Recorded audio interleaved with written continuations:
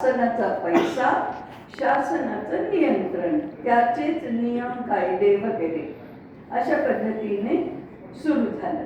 आता तोपर्यंत वेदकाळापासून ते त्या मितीपर्यंत भारतात शासन कधीही शिक्षण क्षेत्रात लुडबुड करत नव्हतं. शासन हे शिक्षण व्यवस्थेचं लाभार्थी होतं. शासनाला आणि समाजाला मार्गदर्शन करण्याचं काम भारतातल्या शिक्षण संस्था, ज्यांना गुरुकुल म्हटलं जात होतं, ज्यांना आश्रम म्हटलं जात होतं, ते करत होत्या. पण पहिल्यांदा इतक्या हजारो वर्षांच्या इतिहासात पहिल्यांदा शासकीय शिक्षण व्यवस्था आली. शासनाचा पैसा, शासनाचं नियंत्रण. आणि हा एक सिद्धांत आला की ज्याचा पैसा त्याचं नियंत्रण. हाही भारताचा कायदा नाही आहे. भारताचा कायदा काय आहे? शासन म्हणजे राजा गुरुकुलांना अर्थसहयोग करेल, रक्षण करेल, समाज गुरुकुलांची सहाय्यता करेल, पण नियंत्रण करणार नाही. नियम त्याच्यासाठी शासन लावणार नाही. असं होतं. त्याच्याऐवजी आता दोन गोष्टी बदलल्या. एक, ज्याचा पैसा त्याचं नियंत्रण, हे तर खूप स्वाभाविक मानलं जायला लागलं. आणि दुसरं, शासनाचं नियंत्रण, शासनाची व्यवस्था, कायदे आणि अभ्यासक्रम सुद्धा. हे जे कधी नव्हतं झालं ते 19व्या शतकात सुरू झालं. दुसरा मुद्दा, शासनाचं ही ब्रिटिशांची शिक्षण व्यवस्था म्हणजे पैसे देऊन शिका. आम्ही शिकणाऱ्याला आम्ही स्वतः सहाय्य करत होतो. त्याच्याऐवजी आता पैसे देऊन शिका आणि शिकवायचा आम्ही पगार देऊ, शिक्षकांना पगार देऊ. म्हणजे महत्वाचा फरक झाला तो शिक्षक जो गुरु होता तो शासकीय नोकर झाला.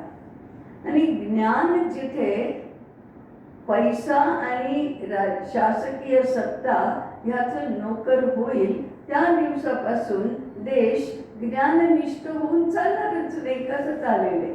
ज्याच्या नियंत्रणाखाली शिक्षण चालतं त्या सत्तेला शहाणपणा कसं शिकवेल, मार्गदर्शन कसं करेल, नियंत्रण कसं करेल? म्हणून हा एक दुसरा महत्वाचा सांस्कृतिक बदल झाला. गुरुच्या स्थानी राहिलेला आचार्य किंवा शिक्षक आता कर्मचारी झाला, नोकर झाला. हे एक दुसरी महत्वाची बाब. आणि तिसरी म्हणजे हे दोन काही कमी गंभीर नाही आहेत बदल. तिसरा त्याहूनही गंभीर. आम्ही समाजशास्त्र विषयात शिकवत होतो. समाज हा आत्मीय संबंधातून चालत असतो.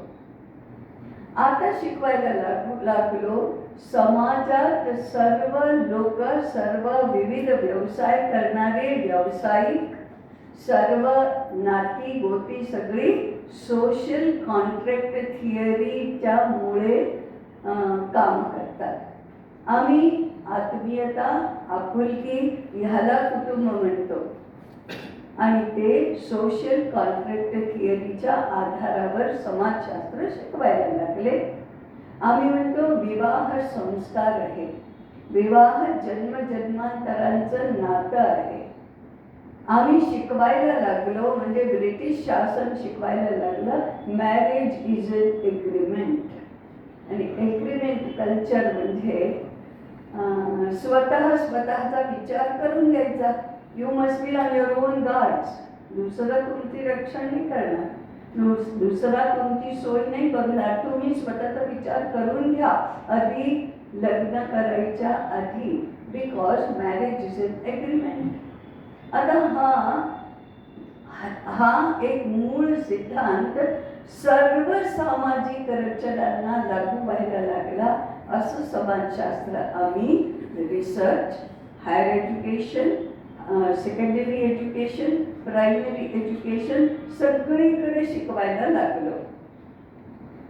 आम्ही म्हणत होतो धर्माने चाला, कमाई करायची असली तर धर्माचा विचार करा, पापाची कमाई करू नका. म्हणजे आमचे सुरेशी सोनी उदाहरण देतात की 2-3 पिढ्यांपूर्वीपर्यंत तुम्ही जर सरकारी कचेरीमध्ये रिश्वत द्यायला गेलात काम करण्यासाठी, तर तो क्लर्क म्हणायचा, अरे घर में बाल बच्चे हैं, पाप की कमाई करके मैं क्या करूँगा, उनका क्या होगा, घेत नव्हता. आता तो संवाद कसा असतो, अरे घर में बाल बच्चे हैं, कुछ तो मिलेगा तब तो ठीक रहेगा. याला म्हणतात परिवर्तन, मूल्यगत परिवर्तन. ह्याची सुरुवात कुठून झाली? अर्थशास्त्राचा सिद्धांत नवीन आला. Economics has nothing to do with ethics. मूल्य, नीती, धर्म, चांगलेपणा, सज्जनता ह्याच्याशी अर्थशास्त्राचा संबंध नाही. तुम्हाला खरोखरच समृद्ध व्हायचं असेल तर पुढच्या 100 वर्षांपर्यंत लोभ आणि लालूच हेच तुमचे इष्टदेवता झाले पाहिजे. असंतोष हेच तुमचं धोरण असलं पाहिजे, नाही तर तुम्ही विकासच नाही करू शकणार. आता इतका मोठा सिद्धांत बदलल्यावर आम्ही अर्थव्यवस्था शोषणाच्या आधारावरच करणार, वर्ग संघर्षाच्या आधारावरच करणार. त्याचा परिणाम काय झाला?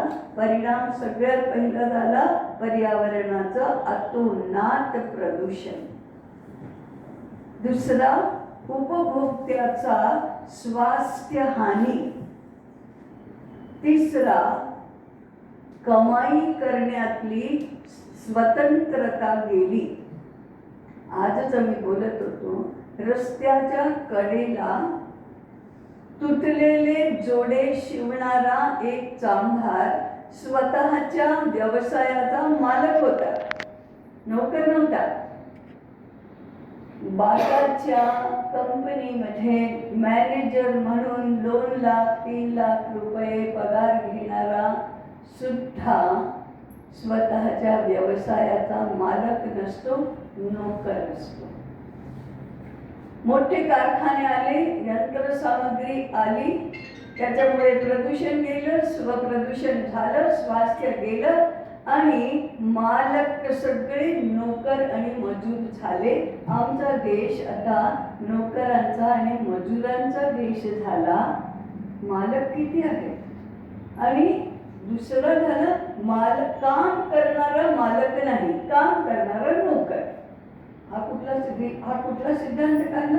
भारतीय सिद्धांत नाही आहे, पण आम्ही पहिलीपासून उच्च शिक्षणापर्यंत हेच अर्थशास्त्र शिकवतो, असंच शिकवतो. सायकोलॉजी, फिजिकल सायकोलॉजी, आमची स्पिरिच्युअल सायकोलॉजी आम्ही शिकवतो, ती फिजिकल सायकोलॉजी. आणि आत्ताच्या काळात तर त्या सायकोलॉजी शिकणाऱ्याचं असं पेव फुटलंय की सगळीकडे आम्हाला सायकियाट्रिस्टची ट्रीटमेंट पाहिजे, शिक्षकांना कन्सल्टेशन पाहिजे, पालकांना कन्सल्टेशन पाहिजे, फॅक्टरीच्या मजुरांना कन्सल्टेशन पाहिजे, अधिकारी वर्गाला कन्सल्टेशन पाहिजे. कारण mental unrest, tension, excitement, depression, frustration, या सगळ्याला एक शब्द असतो, सुसाईड इन्स्टिंक्ट. ती इतकी वाढली, अशांतता इतकी वाढली की हे सायकोलॉजिकल काउन्सिलिंगची गरज सगळीकडे पडायला लागली. पण विधिवक्रता अशी, या काउन्सिलिंगमुळेच हे सगळे रोग निर्माण झाले, या व्यवहारामुळेच झाले. ती सायकोलॉजी आम्ही शिकवायला लागली. धर्म गेला खड्ड्यात. धर्माला तर मानायचंच नाही आम्ही. धर्मनिरपेक्ष कुठून काढलं? धर्मनिरपेक्ष आमचं वाङ्मय म्हणतं, धारणात धर्मविद्याहु धर्मो धारयते प्रजाः. म्हणजे तुम्हाला टिकायचं असेल तर धर्माप्रमाणे चाला, तर सृष्टी टिकेल, तर समाज टिकेल. आणि आम्ही म्हणतो आम्ही धर्मनिरपेक्ष. भारत म्हणतो धर्म सापेक्षच सगळं असतं, धर्माशिवाय काही नसतं, आणि आम्ही म्हणतो धर्म सापेक्ष. ह्या सगळ्या वैचारिक बौद्धिक गोंधळातून आजची स्थिती निर्माण झाली. आणि हा सगळा गोंधळ युनिव्हर्सिटीज मधून, हायस्कूल्स मधून, प्राथमिक शाळांमधून आज सुद्धा चालूच आहे. आणि आम्ही कुठे कसं आवरायचं याला? देश स्वतंत्र होऊन 75 वर्ष झाली, ह्याच्यात काही बदल झाला नाही. आयोग आले, नीती आल्या, कितीतरी कमिशन्स आली, ह्याच्यात काही बदल झाला नाही. कारण आम्ही ब्रिटिश युरो अमेरिकी विचारालाच, व्यवस्थेलाच स्वातंत्र्यानंतर सुद्धा पुढे घेऊन गेलो. ह्याच्यात बदल करायची खूप गरज आहे. कारण एकच सूत्र आहे, जसं शिक्षण तशी व्यक्ती, जसं शिक्षण तसा समाज, जसं शिक्षण तसा देश. असाच चालेल. तुम्हाला देश बदलायचा असेल, समाज बदलायचा असेल, जीवन बदलायचं असेल तर शिक्षण बदलायला हवं. पुनरुत्थान विद्यापीठाने अन्य अनेक संघटनांमधून प्रेरणा घेऊन शिक्षणाचा हा गाभा बदलायचा संकल्प घेतलेला आहे. ते आम्हाला वर्गातून शिकवले जाणारं जे शिक्षण आहे, जे विषयवस्तू आहे, ते बदलायला पाहिजे आहे. आम्हाला धर्मानुकूल अर्थशास्त्रच शिकवावं लागेल. लोभ आणि लालूच आधारित, नीती मूल्यविहीन असं शिक्षण नाही, असं अर्थशास्त्र नाही चालणार. आम्हाला स्पिरिच्युअल सायकोलॉजी शिकवावी लागेल, जे संयम आणि संतोष ह्या दोनांना मूल्य म्हणून मान्यता देतं. त्याच्या आधारावर तुम्ही कमाई करू शकता. धर्मानुकूल अर्थशास्त्र, आत्मीय संबंधांवर आधारित समाजशास्त्र, समाजाचं एक छोटं युनिट म्हणून कुटुंबशास्त्र, शिक्षणाला जीवन विकासाशी जोडलं पाहिजे. आणि म्हणून काहीतरी खूप मोठं परिवर्तन घडवून आणलं पाहिजे. तर वर्गातल्या शिक्षणाची विषयवस्तू बदला, अभ्यासक्रम बदला. आज जे कम्युनिझम आणि सेमिटिक विचाराचा आंतरबाह्य पगडा आहे आणि जे ग्रासलेलं आहे, त्याच्यातून शिक्षणाला मुक्त करा. ह्याच्यातून पुनरुत्थान विद्यापीठाचं काम सुरू झालं. आणि त्याचं हे ज्ञानात्मक, वैचारिक, शास्त्रीय, बुद्धिपूर्वक भारतीय जीवनदृष्टीला स्वतंत्र करण्याचं हे काम आहे. तुम्ही ही गुलामीमधून मुक्त व्हा. आम्ही राजकीय दृष्ट्या स्वाधीन स्वतंत्र झालो, पण वैचारिक दृष्ट्या झालो नाही. तर ते व्हा आणि ह्या देशाला समृद्धी आणि संस्कृती दोघांचा समन्वय करून परमवैभवाला पोचवा, हा संकल्प आहे. त्यासाठी अध्ययन, संशोधन, ग्रंथलेखन, अभ्यासक्रम निर्माण, काही मॉडेल्स निर्माण करणं, याचे प्रयोग करणं, अशी सगळी कामं चालू आहेत. त्याच्यासाठी आणखी एक आहे, polarisation of the intellectuals of the nation.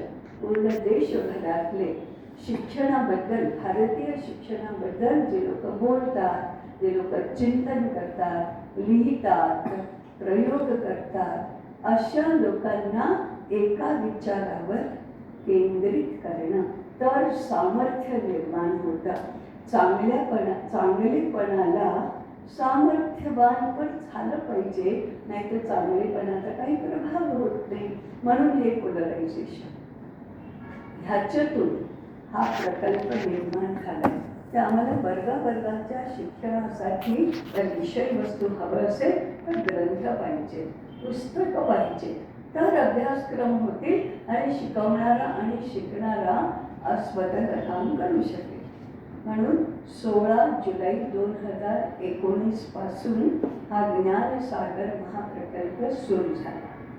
ह्याच्यात 1000 ग्रंथ निर्माण करायचे होते आणि प्रकाशन करायचं होतं. एकाबरोबरच त्या ठिकाणी 1051 ग्रंथांचं निर्माण आणि प्रकाशन होणार आहे. ते होणार होतं 5 फेब्रुवारी 2022 वसंत पंचमीला, परंतु कोरोनाचा एवढं मोठं व्यवधान आलं, त्यामुळे आम्हाला 1 वर्ष पुढे घेऊन जावं लागेल आणि हे सगळे ग्रंथ 28 जानेवारी 2023 रथसप्तमीला एकाबरोबरच प्रकाशित होतील. आम्हाला वसंत पंचमीला करायचं होतं, परंतु 26 जानेवारी आल्यामुळे आम्ही रथसप्तमीला ते करणार आहोत. हे 1051 ग्रंथ 30 विषय आहेत. त्याच्यात आज जे शिकवले जातात ते सगळे विषय, शिवाय अतिरिक्त आज जे शिकवले जात नाहीत परंतु शिकवले जायला पाहिजेत असे विषय घेऊन ही ग्रंथसंपदा निर्माण होते. देशभरातून 642 लेखक, अनुवादक, संपादक वगैरे रूपाने ह्यात सहभागी झालेले विद्वज्जन आहेत. अरुणाचल प्रदेश ते गुजरात आणि काश्मीर ते केरळ सर्व प्रांतांमधले लेखक त्याच्यात सहभागी झालेले आहेत. म्हणून हा पूर्ण भारताच्या विद्वज्जनांच्या सहयोगाने पूर्ण भारतासाठीचा प्रकल्प आहे आणि म्हणून तो हिंदी भाषेतून होणार आहे. नंतर ज्या ज्या प्रादेशिक भाषांमध्ये गरज असेल त्याच्यात अनुवाद करता येईल त्यासाठी हिंदी भाषेतून होणार आहे. हे ग्रंथ 4 प्रकारचे आहेत. एक विभाग आहे मूलतत्व, शोध आणि बोध, हा रिसर्च करणाऱ्या लोकांसाठी आहे. दुसरा आहे शास्त्र निरूपण, हा हायर एज्युकेशनसाठीची ग्रंथसंपदा आहे. तिसरा व्यवहार निरूपण, हा माध्यमिक शाळा, प्राथमिक शाळा, पूर्व प्राथमिक शाळा आणि कुटुंब शिक्षण ह्यासाठीचे ग्रंथ आहेत. आणि चौथा आहे श्रद्धा जागरण, लोकांची आस्था निर्माण झाली पाहिजे, चाड निर्माण झाली पाहिजे त्यासाठीचे ग्रंथ आहेत. अशा 4 विभागात मिळून हे 1051 ग्रंथ आहेत. आणखी ह्या ग्रंथांचे 4 प्रकार आहेत. एक आहे नव्याने चिंतन करून, संशोधन करून, अभ्यास करून लिहिले जाणारे असे मूळ लेखनाचे ग्रंथ. दुसरं आहे भारताच्या विविध भाषांमध्ये उत्तम ग्रंथसंपदा आहे, ती शेष भारताला सुद्धा कळावी म्हणून अनुवादाचे ग्रंथ. तिसरे विविध मोठ्या लोकांनी लेखन आणि भाषण केलं, लेख आणि भाषण त्यांचा संपादन करून तयार झालेले ग्रंथ. आणि चौथे 100 वर्षापूर्वी, 90 वर्षापूर्वी, 125 वर्षापूर्वी भारतात अशी एक चळवळ चालली होती की ब्रिटिश गेल्यानंतर आपला देश कसा चालेल म्हणून लोकमान्य टिळकांच्या नेतृत्वाखाली असा अभ्यास आणि लेखन सुरू झालं होतं. त्या काळचे लिहिले गेलेले काही ग्रंथ जे आज उपलब्ध नाही परंतु खूप उपयोगी आहेत अशा ग्रंथांचं पुन्हा प्रकाशन. हे ग्रंथ जर मराठी, गुजराती, उडिया, इंग्रजी, संस्कृत ह्याच्यात असले तर त्याचा हिंदी भाषेतून अनुवाद करून घेणं, असे पुन्हा प्रकाशनाचे ग्रंथ असे मिळून हे 1051 ग्रंथ आहेत. याच्यात एक विभाग भारतीय ज्ञान पाठावली असा आहे. 200 ग्रंथ त्याच्यात आहेत. 5 वर्षाच्या वयाला मुलं वाचायला शिकतात, तेव्हापासून शिक्षण पूर्ण करतात तोपर्यंतच्या सर्व विद्यार्थ्यांना हे तरी माहिती असलंच पाहिजे. मग ते कॉमर्स फॅकल्टी असो, मेडिकल असो, इंजिनिअरिंग असो, कम्प्युटर असो, कुठलाही असो, पण हे माहिती असलं पाहिजे. ते काय? भारताबद्दल माहिती असली पाहिजे.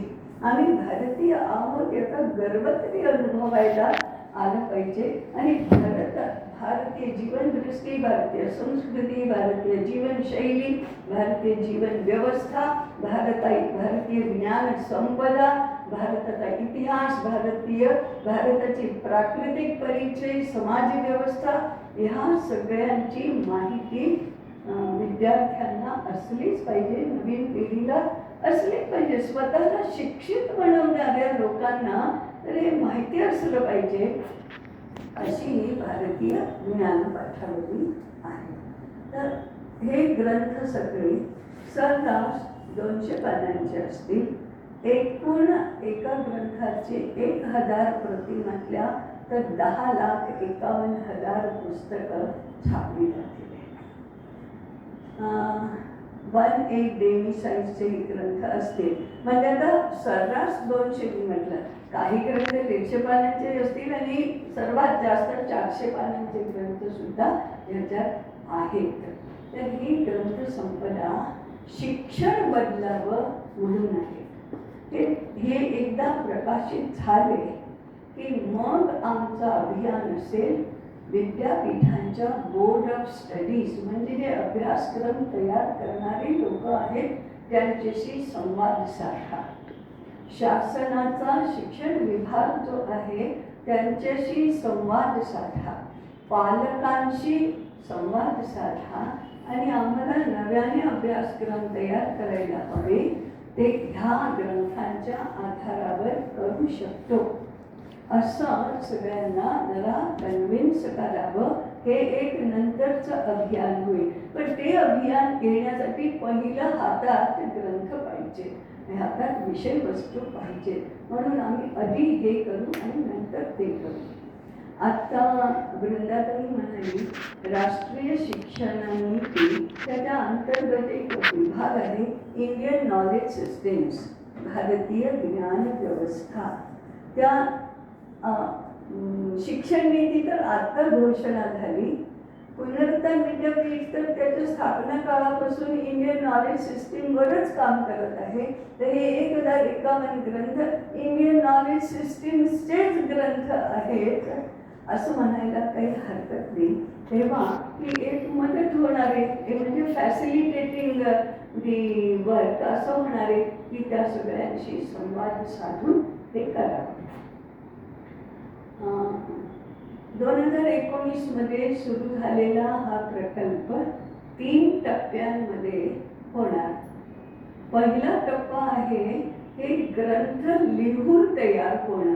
हा सर्वात महत्त्वाचा टप्पा, कारण पहिले लिहून तयार झाले तर पुढची वाटचाल होणार, नाहीतर नाही होणार. म्हणून आम्ही सर्व शक्ती त्याच्यातच एकवटली होती. विषय ठरवणे, लेखक शोधून काढणे, त्यांना एक ग्रंथ लिहायचं निवेदन करणे आणि त्याचा पाठलाग करणे, लिहून द्या झालं की नाही, भेटणे, त्याच्यासाठी प्रवास करणे, ह्या सगळ्या कामांसाठी. आणि मग त्या लेखनाला सुरुवात होऊन ते लिहून पूर्ण होणे, अनुवाद असेल तर अनुवाद होऊन पूर्ण होणे. मला सांगायला अत्यंत समाधान वाटते की आता हे 1051 ग्रंथ लिहून तयार झालेले आहेत.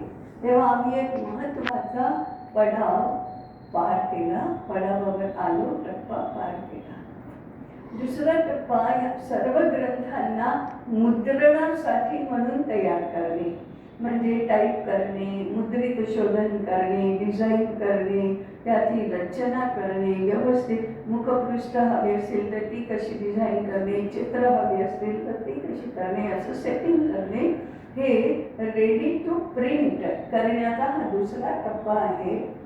सुमारे 500 ग्रंथ ह्या स्थितीतून पण पार होऊन रेडी टू प्रेस अशी झाली आहेत आणि शेवटल्या दृष्टिक्षेप टाकण्यासाठी म्हणून तयार झालेली आहे. बाकीचा आमची योजनाचे काम चालू आहे. जुलैपर्यंत म्हणजे जून एंडपर्यंत हा टप्पा पण पार पडेल. व्यास पौर्णिमेला पुनरुत्थान विद्यापीठाचा स्थापना दिन असतो. व्यास पौर्णिमा त्या दिवशी सर्व कार्यकर्ते तिथे उपस्थित असतात. त्या दिवशी सर्व 1051 ग्रंथ रेडी टू प्रेस ह्या स्थितीमध्ये सर्वांच्या समोर मांडून त्याची पूजा करणे हे काम होईल. आणि नंतर 15 जुलैपासून हे ग्रंथ मुद्रणासाठी जातील. कारण साधारणपणे छापायला सुद्धा 5 महिने तरी लागणार आमचं मोजमाप आहे. तर 5 महिन्यात ते छापून तयार होणार आहे. आमची आकांक्षा आहे की पहिले हे ग्रंथ अयोध्येला जाऊन प्रभू श्रीरामांच्या चरणी समर्पित करावे आणि त्यानंतर त्यांचा कृपा प्रसाद म्हणून लोकार्पण करावे. मागे पण आम्ही तसंच केलं होतं. भारतीय शिक्षा ग्रंथमाला म्हणून आम्ही 5 ग्रंथ तयार केले होते. ते आंध्र प्रदेशच्या बासरला भगवान वेदव्यासांनी निर्मित केलेली सरस्वतीची प्रतिमा आहे. त्याला ज्ञान सरस्वती म्हणतात. ते मंदिर आहे. देशात एकमेव असं मंदिर आहे. तर त्वदीय वस्तू गोविंद तुभ्यमेव समर्पये असं करून सरस्वतीला ते अर्पण केले आणि नंतर मग लोकार्पण केलं. तसंच ह्याचं प्रभू श्रीराम त्यांना समर्पित करून त्यांचा प्रसाद म्हणून लोकार्पण करणे अशी आमची योजना आहे. हे 2 टप्पे झाले. 3रा टप्पा मुद्रणासाठी म्हणून पैसे पाहिजे. ह्यासाठी म्हणून आता पुनरुत्थान विद्यापीठचे सर्व कार्यकर्ते सर्व शक्तीनिशी निधी संग्रहाच्या कामाला लागलेले आहेत. ते काम अजून चालूच आहे. त्याच्याबरोबर हे काम पण करायला पाहिजे आहे. 21 कोटीचं बजेट आहे. तसं म्हटलं तर ठीक आहे, 21च कोटी पाहिजे. तसं म्हटलं तर कठीण आहे. आमच्यासारखी लोक, एवढीशी लोक, त्यांच्यासाठी 21 कोटी म्हणजे जास्त पण आहे. पण हे देणाऱ्या घेणाऱ्या दोघांवर अवलंबून आहे की हे बजेट छोटं म्हणायचं की मोठं म्हणायचं, कठीण म्हणायचं की सोपं म्हणायचं. आपण केलं तर सोपं, नाही करू शकलो तर कठीण, अशा सापेक्ष भाषेतच त्याचं वर्णन करता येईल. त्या 21 कोटीचे आम्ही 2 भाग केले आहेत. 1 कोटी साधारणपणे फुटकळ हे करून होतील. पण 10-10 कोटींचं माप कसं, तर 1 भाग आहे दान आणि 1 भाग आहे प्रकाशनपूर्व ग्राहक नोंदणी. दान आहे 1 लाख रुपये एका ग्रंथाच्या प्रकाशनासाठी सहयोग म्हणून. त्यांना आम्ही म्हणतो ग्रंथपालक. तर आम्हाला 1051 ग्रंथपालक पाहिजेत. 1 लाख नाही देऊ शकले तर त्याच्याच बरोबरची दानाची योजना आहे. 10 रुपयापासून 1 लाखापर्यंत काही द्या. तुम्ही 50 दिले तरी चालेल, 500 दिले तरी चालेल, 50,000 दिले तरी चालेल, 50 लाख दिले तरी चालेल. जशी ज्यांची श्रद्धा, भक्ती, शक्ती, युक्ती आणि वृत्ती त्याप्रमाणे जास्तीत जास्त लोकांनी सहभागी व्हावं म्हणून 10 रुपयापासून सुरू केलं. पण आम्हाला ते सगळं मिळून 1051 ग्रंथपालक पाहिजे. हे शुद्ध दान आहे. आणि दुसरा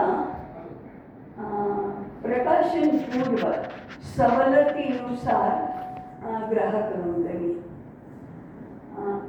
1051 ग्रंथांच्या संचाची अग्रिम ग्राहक नोंदणीची किंमत आहे 1,50,000 रुपये. त्यानंतर मग त्याचे टप्पे आहेत. कमीत कमी 10,000. नंतर दुसरा टप्पा आहे 25,000. तिसरा टप्पा आहे 40,000 आणि चौथा टप्पा आहे 1 लाख.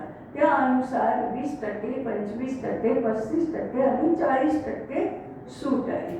1,50,000 जेव्हा तुम्ही देता तेव्हा साधारणपणे 43% सूट आहे. स्वगविके सगळ्यांना माहिती आहे की हा आमचाही लाभ आहे, येणाऱ्याचाही लाभ आहे. आम्हाला 2 प्रकारे, एक निधी मिळेल आणि दुसरं कुठल्या पुस्तकाची किती प्रती छापाव्यात त्याची संख्या पण मिळेल. आम्हाला ही एवढ्यासाठी अतिशय महत्त्वाची आहे की नंतर या 10,51,000 पुस्तकं ठेवायला जागा सुद्धा पाहिजे.